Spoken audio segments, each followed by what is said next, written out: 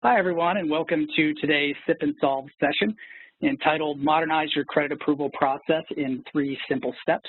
For those of you who don't know who I am, my name is Eric Kropp. I'm a Senior Product Manager here for Experian Business Information Services. And for those of you who don't know how long I've been here with Experian for about 14 years, 12 years rather, 14 years in the commercial credit space. And over the last 4 years, I've been managing our commercial decisioning suite here within Experian BIS. So it's been a real great experience, and I was very excited to be approached today about doing this Sip and Solve session because this is really a topic that we do a lot of work with clients on, and we see lots of clients from all different walks of automation and all different walks of modernization within their process. So to be able to help on this front is really a great opportunity here. So this is about a 15-20-minute session. We appreciate you being here. It's a Sip and Solve session, so as customary, we hope you have your morning beverage ready. I myself here have a nice Dunkin' Donuts coffee with a little almond milk, and of course I got to drink it out of this Daddy Shark mug that my daughter gave me for Father's Day. So if you have kids, you probably know what I'm talking about, but it's a good way to start your day here in the home office. But I wanted to get right into it and talk to you guys about credit approval process, and we'll dive right in. Now, what's really important about understanding credit approval process is there's a lot of complexities to it, a lot of moving pieces, but if you were to boil it down into its core functions, it's really meant to help define and identify risk. And of course, your definition of risk is dependent upon your business, the types of products and services you work with, as well as your risk tolerance for whatever that definition is. But it also is designed to help facilitate risk-based credit decisions. So these are really fundamental pieces. And what we mean by risk-based credit decisions, it's typically based on your risk assessment, you're able to then approve those types of low-risk customers and provide really your best credit offers to help maximize your profitability. You may also run into situations of medium-risk customers where you will actually throw some level of caution, slow down the process, and put manual resources to it so that you can determine, is this an opportunity we want to approve, or is this maybe some risk that we eventually want to avoid? And typically you see declining high-risk customers or facilitating subtype of treatment strategy where you hedge your risk against those, whether that's maybe in the trade space, offering cash on demand or COD terms, or potentially moving clients to an introductory offer or credit card, those types of things to help hedge against that risk. But the reason why I call this out is these 2 pieces, these core functions, are really important for some of the other concepts we're going to be discussing here as we go through. So if you think about credit approval process and really being the center of our universe, what we typically find is there are market trends and influences, both internally and externally, that impact that credit approval process. And it's not so much the what that we just discussed, it's more the how. How do I facilitate this process to better accommodate these market pressures or perhaps internal pressures within my company, maybe just based on the maturity of my business? And you can see quite a few here. I'm sure none of these shock a lot of people. These are pretty standard market trends and drivers that we hear and talk with to our clients about quite often. But I will mention a couple of things or key takeaways about what we're seeing as far as changes. One of which is the concept of maximizing resource efficiency. I would say typically we saw a lot of larger companies looking at ways to modernize their credit approval process and introduce automation so that they could manage the sheer volume of applications that they were getting. But what we've found is that's moved more into even small and mid-sized companies where they have resources that wear multiple hats and they're looking for a way to further maximize that capability. But we've also seen a shift in focusing more on sales as well as customer experience, being much more driven by those factors. So ways in which a company can improve their throughput through credit approval, increase their turnaround times, and obviously then impact their customer experience. Some other things to think about too is during a lot of conversations with our clients, we talk a lot about being able to improve workflow process. Is there an ability for me to take my credit approval process, integrate it with perhaps another system, or integrate it with a set of other processes that are already automated so you can really leverage and maximize those capabilities? So these are all key market drivers that we typically run into today. But what you find is those drivers will obviously impact your path to modernization. And when I talk with a lot of folks in the industry and I say, you know, if you look at your path to modernization and where you're trying to go, whether that's the next 1 year, 2 years, 3 years, what does that really look like? And lots of times I get a response, it kind of feels like the never-ending stairwell. Sometimes I feel like I'm ascending those stairs, but I find myself walking out a door and not really knowing where I am, or I feel like I'm spinning my wheels, right? We're really not making the progress that we want to despite the perceived effort in what we're doing. So with today's session, what we wanted to do is provide more of a framework that you guys could consider when looking to modernize your credit approval process. And everybody's different, and you could probably argue there's a lot more steps on this depending upon the complexity of what you work with, but based on a lot of best practices that we see today in the commercial credit space and just a lot of different tools that are being employed out there, we thought this path actually represented a really good starting point that we could help clients with and help provide some additional input. And it really is dependent upon where you are in this framework and ultimately where that destination is and where you're comfortable and where you want to go. Your goals will dictate that path. But if we were to take this framework and start at just the basic level, it really starts with credit and risk data. That's still the fuel upon which everything is built upon, right? It's the catalyst for all of these other pieces. And we frequently run into clients today that still rely on manual risk assessment of credit reports. And not to say that it's bad or wrong, it's just that over time, you may not be able to support that type of process in your existing business environment. So over time, you're going to have to start to change. And what we typically see is a natural progression through these additional steps to help modernize and gain added efficiencies. So as an example, if I'm just using credit report data, is there a way I can leverage credit scores and analytics to help improve my efficiency or my ability to assess risk?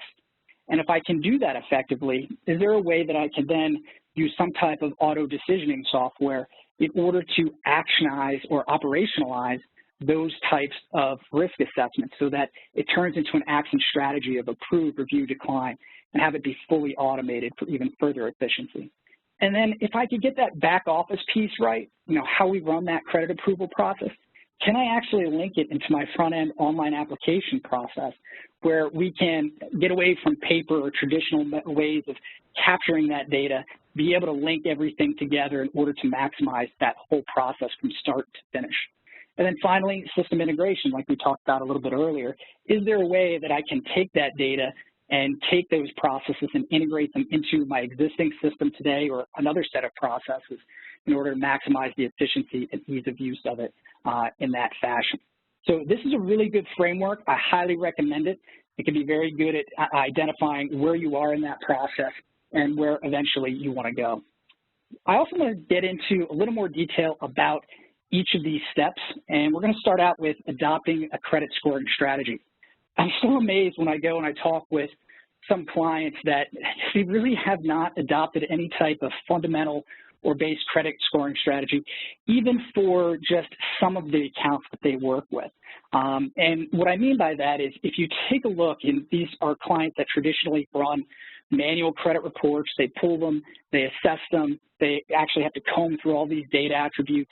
They got to make sense of what fits into their credit policy, and you can see a lot of inconsistency in the results really across the board, as well as slow turnaround times. But if you look at this little snippet that I just took off of an Experian credit report as an example, you see what we call 2 all-industry or generic scores, and these scores are meant to predict the risk of delinquency, our IntelliScore Plus model, as well as financial stability risk, which predicts risk of bankruptcy or default.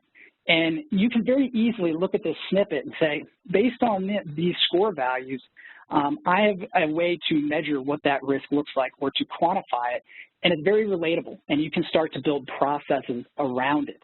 We also see things such as default risk classes like medium risk, or even the ability to put out recommended credit limits to help judge the capacity of credit that you can be able to provide perhaps one of your applicants.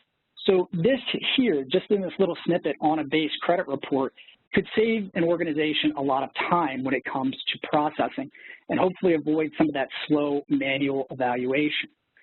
The other thing to think about too is being able to focus your resources. We all know that resources don't grow on trees. I've never encountered someone that said, I have so many resources, I don't know what to do with them. But if you can focus them in on more of those middle-of-the-road type clients that, let's say in this instance on the very bottom, 80% of your applicant base, and you can look at your lowest risk scores and your highest risk scores and place your auto decline and auto approvals there, what you find in just this scenario, you can help automate potentially 20% of your applicant base. And if you were, let's say, doing 100 applications, just as an easy number, and you can automate 20 of them, and each one took about a half hour to an hour, you could be saving anywhere from 10 to 20 hours in just this particular example. So there's significant cost savings here and resource efficiencies that could be gained by just using simple scoring strategies. And with that being said, always keep in mind, too, this could just act as a starting point. Over time, what we typically see with customers is that they become more used to automation. They go down a learning curve. They feel more comfortable with it. And that middle 80%, where you see that yellow, becomes smaller and smaller and smaller. So they're able to gain incremental lift in what they're doing. The other thing I wanted to impart on you guys today around scores is I just used the example of a generic score, which we provide as well as many other bureaus and providers also offer in the industry. But one of the things you can also look at is modernization within just your credit scoring step or credit scoring strategy. You could actually engage a data scientist or an expert modeler, potentially develop some type of custom model based on your own portfolio performance and the accounts in that portfolio, so that it provides even further incremental lift to your day-to-day process, especially when it comes to identifying risk and being able to define it. The other thing to think about, too, is maybe those don't fit into what you want to do. There are also things around judgmental scoring, which, as the name implies, is really more based on your own individual judgment as a credit executive. Are there specific data attributes that you find important to your process that you want to put into some type of score strategy? Can you put weightings around it, points around it, et cetera, in order to create a score that can at least allow you to rank order risk within your portfolio base? So these are some really good, helpful tips on just adopting a credit score strategy that we think could definitely help you on the path to modernization.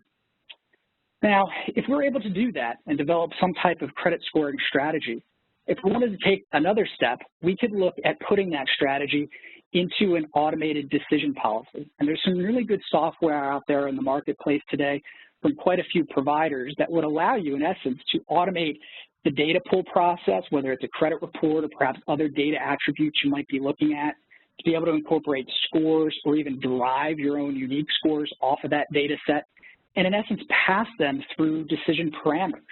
So think about it as a series of if-then statements. If my score is 76 to 100 and we consider it low risk, then approve and provide the best credit limit offer possible, as just a basic example.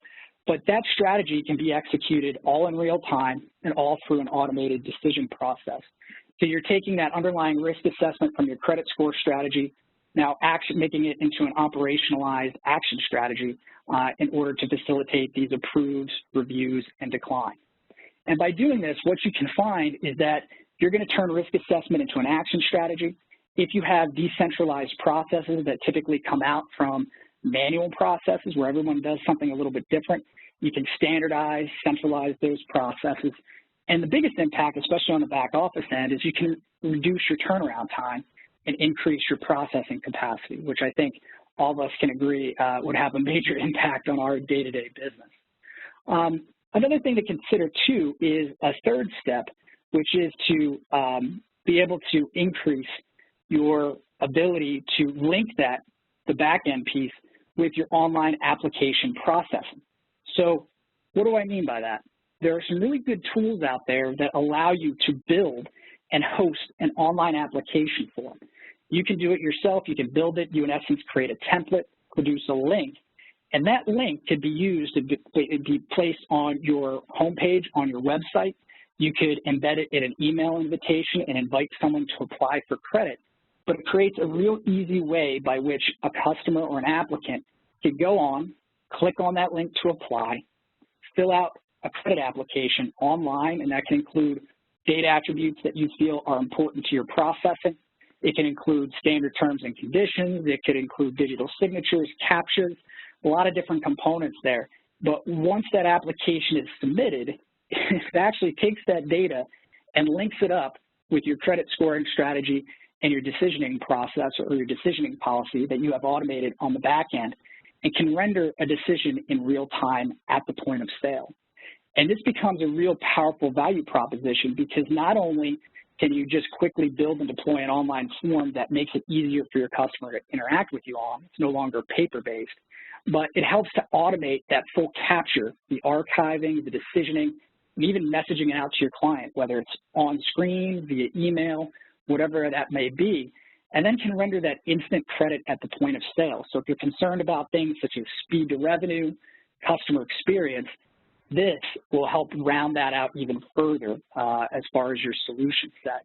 And what's also nice about this is there are, as I said, quite a few providers that can specialize in this. Because they host it, there's very little IT resources required on your end to deploy something like this, outside of maybe then just embedding a link on your website, if that were the case. Now, one other step I want to talk to you about, it's more of a bonus step, is what happens if you already have your own online application process and you have a system that actually captures it and stores those records. Perhaps it's a CRM system or an ERP system. You don't want to recreate the wheel, perhaps, and develop that online application piece. What can you do? Well, one of the things that we see out there, and one of the bigger trends, is being able to use API technology to go and create a system integration that can call out to that credit data we talked about in step 1, the credit scoring and analytics, be able to bring in the decisioning service and, in essence, complement your existing workflow process and be able to perform that credit approval and bring it into your internal system and perhaps kick off a series of other processes or at least store it in a central location that can be easily accessible. Okay? But those are the 4 steps I wanted to talk about that we feel that can really help you improve your process. As you go and you look at it, just some parting thoughts for you, especially if you're at the very bottom of that staircase and you're looking up. My first recommendation is to breathe. Don't think you have to go from 0 to 60 in under 3 seconds and achieve all these different steps in order to be successful or to start implementing some level of modernization. Start small, right? And this framework actually provides a really good way to look at where you are, where you can potentially go, and start with the basics. Look at the credit data, look at the scores and analytics. Could you put in some decisioning software processes? Maybe get the back-end piece and then bring in the front-end piece for online application processing or perhaps even system integration. And if you are looking for people or vendors to help you with it, seek out the right partners. Hopefully they understand where you're starting from, they can meet you where you are and take you to where you want to go. And they have flexibility in their services to help you and that you can dictate the way in which you want to do it as well as the speed in which you want to do it. Because we all know we all have different levels of comfort with automation here in the process. But that's what I wanted to talk with you guys about today. Hopefully this spurred some additional thought for you or gave you some additional ideas that you can use to help modernize your existing process today. As you know, these sip and solve sessions are fantastic. We have another 15-minute webinar coming up with Marcia Silverman around signs you need to adjust your decision model. So it kind of piggybacks maybe a little bit off of what we talked about here today. And if you are looking for other ways to help modernize your credit approval process, we have a nice little link here that you can chat with us with. And we also have additional upcoming sip and solves outside of just Marcia Silverman coming up. So if there's a topic that interests you, feel free to come out and visit with us and spend some time. But thanks for taking the time today. I'll let you get back to your morning beverage and to your work day, and thanks for joining us.